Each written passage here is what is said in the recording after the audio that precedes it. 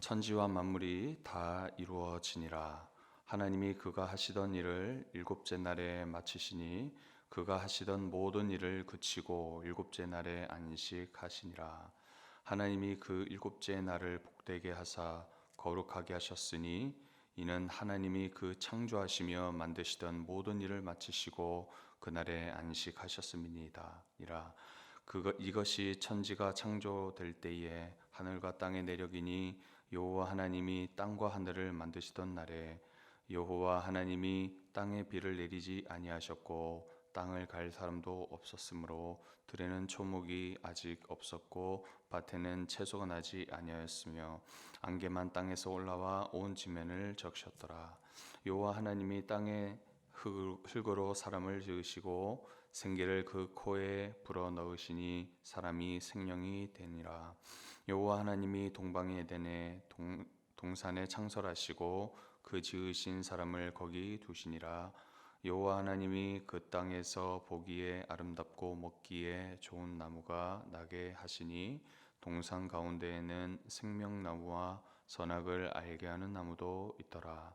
강이 에덴에서 흘러나와 동산을 적시고 거기서부터 갈라져 네 근원이 되었으니 첫째 이름은 비손이라. 금이 있는 하윌라 온 땅을 둘렀으며 그 땅의 금은 순금이요 그곳에는 베들리엄과 호마노도 있으며 둘째 강의 이름은 기온이라. 구스 온 땅을 둘렀고 셋째 강의 이름은 히데겔이라. 아수르 동쪽으로 흘렀으며 넷째 강은 유브라데더라. 여호와 하나님이 그 사람을 이끌어 에덴 동산에 두어 그것을 경작하며 지키게 하시고 여호와 하나님이 그 사람에게 명하여 이르시되 동산 각종 나무의 열매는 내가 임의로 먹되 선악을 알게 하는 나무의 열매는 먹지 말라. 내가 먹는 날에는 반드시 죽으리라 하시니라. 여호와 하나님이 이르시되 사람이 혼자 사는 것이 좋지 아니하니 내가 그를 위하여 돕는 배필을 지으리라 하시니라. 여호와 하나님의 흙으로 각종 들짐승과 공중의 각종 새를 지으시고 아담이 무엇이라고 부르나 보시려고 그것들을 그에게로 이끌어 가시니 아담이 각 생물을 부르는 것이 곧 그 이름이 되었더라. 아담이 모든 가축과 공중의 새와 들의 모든 짐승에게 이름을 주니라. 아담이 돕는 배필이 없으므로 여호와 하나님이 아담을 깊이 잠들게 하시니 잠들매 그가 그 갈빗대 하나를 취하고 살로 대신 채우시고 여호와 하나님이 아담에게서 취하신 그 갈빗대로 여자를 만드시고 그를 아담에게로 이끌어 오시니 아담이 이르되 이는 내 뼈 중에 뼈요 살 중에 살이라. 이것을 남자에게서 취하였은즉 여자라 부르리라 하니라. 이러므로 남자가 부모를 떠나 그의 아내와 합하여 둘이 한 몸을 이룰지로다. 아담과 그의 아내 두 사람이 벌거벗었으나 부끄러워하지 아니하니라. 아멘.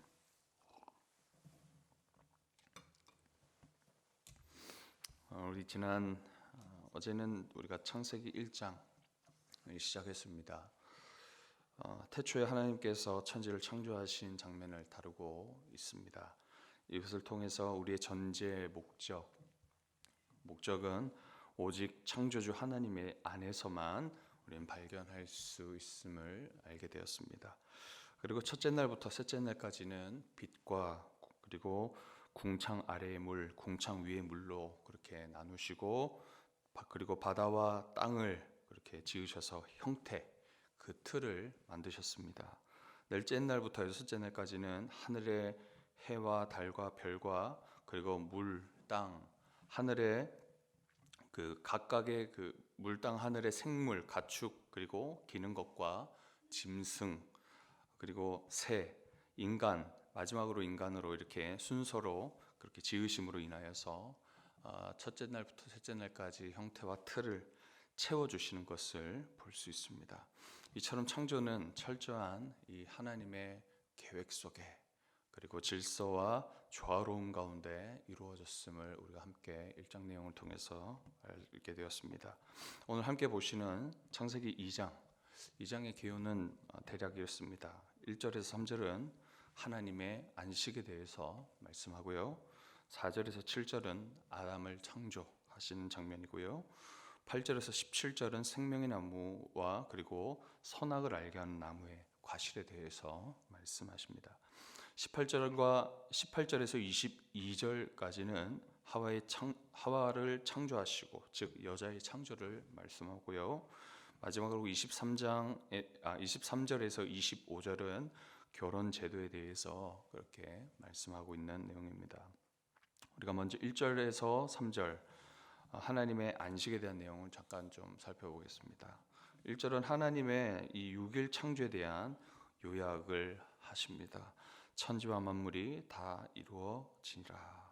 그리고 2절 하나님이 그가 하시던 일을 일곱째 날에 마치시니 그가 하시던 모든 일을 그치고 일곱째 날에 안식하시니라 하면서 이 제7일에 창조하신 일에서 쉬심으로 이 창조의 사역을 완성하셨음을 보여주고 계십니다. 3절에 하나님이 일곱째 날을 복주사 거룩하게 하셨으니 이는 하나님이 그 창조하시며 만드시던 모든 일을 마치시고 이날에 안식하셨음이더라.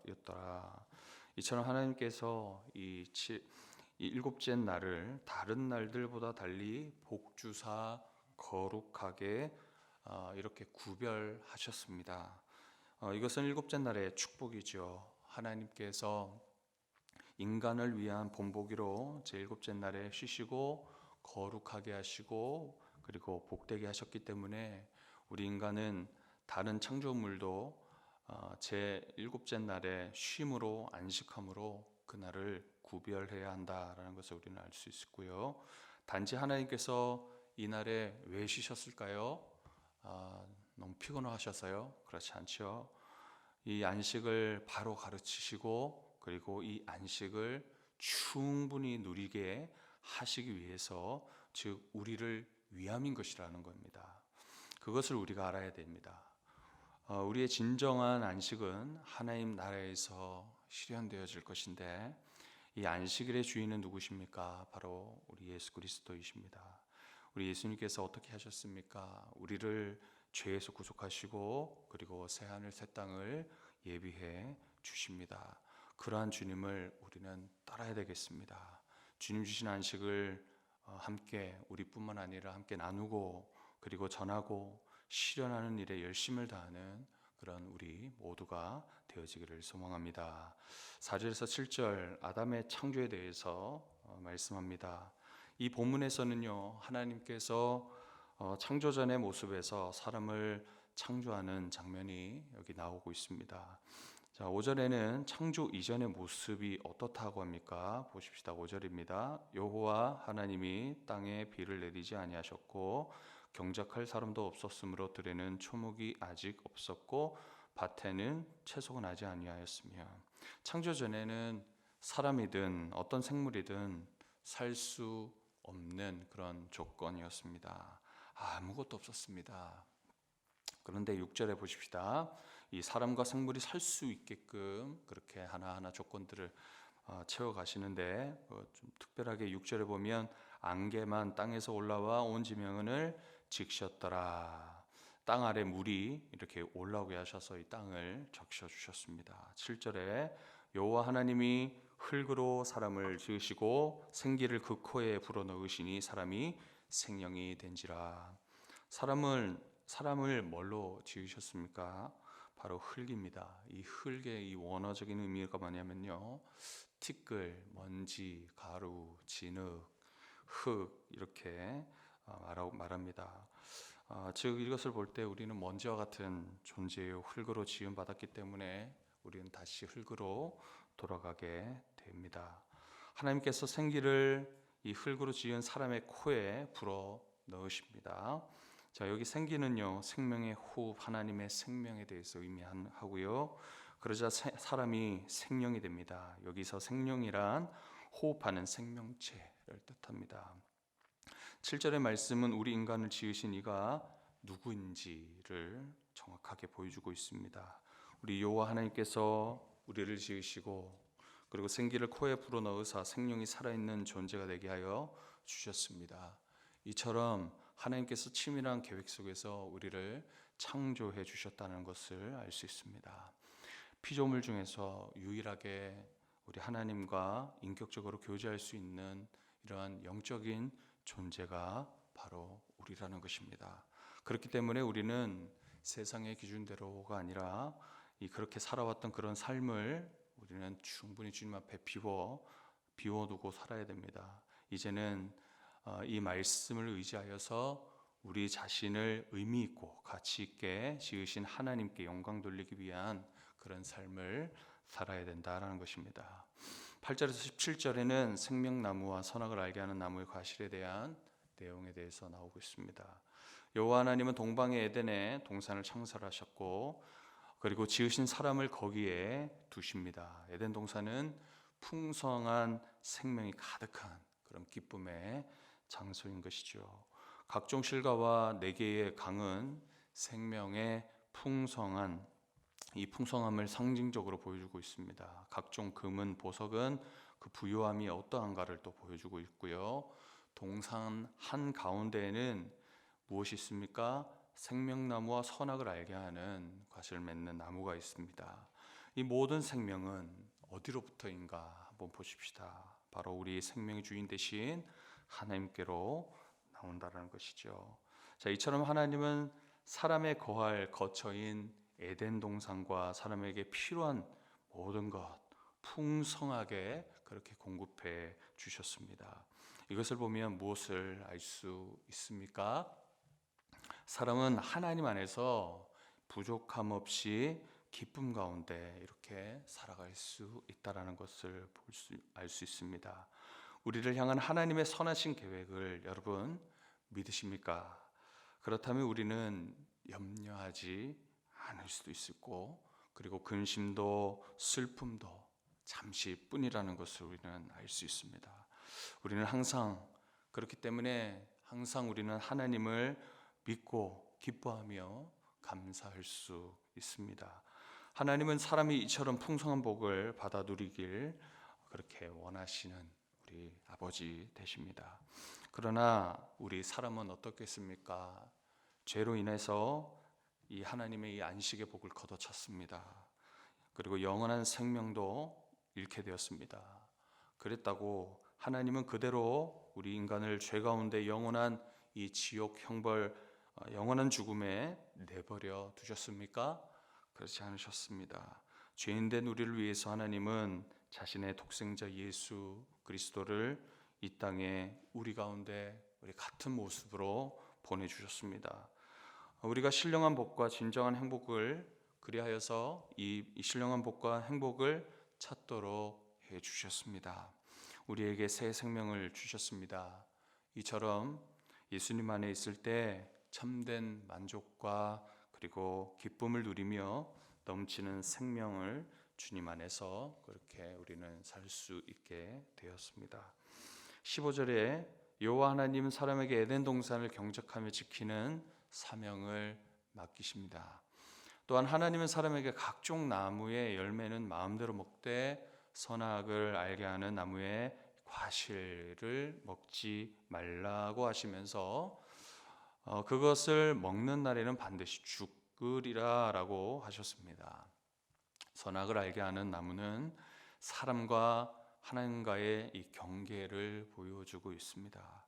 그 실과를 따먹지 말라고 하신 하나님의 명령이 하나님을 하나님 되게 하시고 인간을 인간 되게 합니다. 그것은 죄를 짓는 빌미를 제공하는 명령이 아니라 인간의 이 자유의 한계를 정해주시면서 이 인간이 자유의지를 택하여서 하나님의 창조의 특권을 마음껏 누릴 수 있게 하는 축복이다라는 것을 우리는 알아야 되겠습니다. 그렇기 때문에 우리는 간혹 이런 질문을 많이 하죠. 왜 선악과를 괜히 주셔서 사람이 죄를 짓게 만드시냐고 그렇게 묻습니다. 우리가 그런 물음보다 하나님은 우리에게 자발적인 선택으로 하여금 진정한 이 자유를 누리게 하시는 축복과 그 사랑을 우리는 바라봐야 하는 것입니다. 하나님께서는 순종하고 그리고 불순종할 그런 자유까지 우리에게 주심으로써 사람이 스스로 하나님과 교제하기를 우리 주님은 원하셨습니다. 우리 하나님은 에덴 동산에 모든 것을 다 주셨을 뿐만 아니라 하나님을 우리 스스로 경배할 자유를 주셨다는 것입니다. 이토록 하나님은 사람을 위해서 모든 것을 주셨습니다. 여기서 모든 것을 주셨다라고 할 수 있는 것은 하나님의 아들까지도 아낌없이 내어주셨기 때문입니다. 하나님의 사랑이 여러분에게 지금도 여전히 흐르고 있음을 믿으시길 바랍니다. 그 사랑을 깨달아서 하나님께 감사하는 삶, 믿음으로 순종하는 삶뿐만 아니라 주님을 기뻐하시는 삶을 사시는 우리 귀한 성도님들 되시길 간절히 소망합니다. 18절에서 22절에는 하와의 창조, 이 여자의 창조에 대해서 나오고 있고요. 그 뒤에 23절에서 25절에는 결혼 제도에 대해서 이렇게 나오고 있습니다. 하나님은 이 사람을 창조하실 때에 아담 곧 남자만 아니라 여자도 창조하셨습니다. 1장 27절 말씀 이전 장 보시면은 하나님이 자기 형상 곧 하나님 형상대로 사람을 창조하시되 남자와 여자를 창조하시고 그렇게 기록되어 있습니다. 처음부터 하나님은 여자를 창조하실 계획이 있으셨습니다. 왜냐 하니까 18절 2장 18절을 보면 사람이 혼자 사는 것이 좋지 아니하니라고 그 이유에 대해서 그렇게 말씀하십니다. 19절에 아담은 하나님이 이끄신 동물에게 이름을 모두 지어주고 있습니다. 이것은 만물을 다스리는 그의 사명입니다. 그가 이 모든 사명을 감당하기 위해서 하나님은 이것이 필요함을 잘 아셨습니다. 자, 20절에 아담이 돕는 배필이 없으므로라고 하면서 18절에 언급한 이 돕는 배필에 대해서 한 번 더 언급하고 있어 이것을 보아도 알 수 있듯이 아담을 도울 여자를 지으려 하셨다는 것을 우리 그런 하나님이라는 것을 우리는 보고 알 수 있습니다. 그래서 우리 아담을 깊이 잠들게 하십니다. 그리고 그의 갈빗대 하나를 취하여서 여자로 만들고 아담에게 이끌어 오십니다. 자, 하와를 처음 본 아담의 반응 어떻겠습니까?